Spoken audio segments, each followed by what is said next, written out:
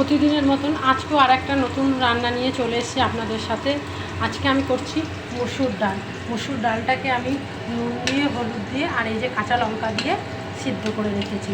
এই যে ডালে দেওয়ার জন্য একটু রেখেছি ধনেপাতা, কড়াইয়ে তেল দিয়ে 5 ফোড়ন আর পেঁয়াজ এই যে আমি ভাজছি কড়াই। এটা আপনাদের দেখানো হয়নি, যাই হোক এই যে ভাজছি। অনেকটা ভাজা প্রায় হয়েই গেছে। এটা ভাজা হয়ে গেলে এর মধ্যে মসুর ডালটা আমি দিয়ে দেবো।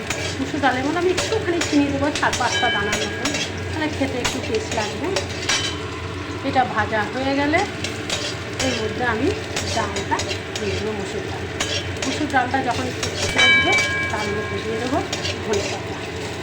কুচানো ধনেপাতা আপনাদের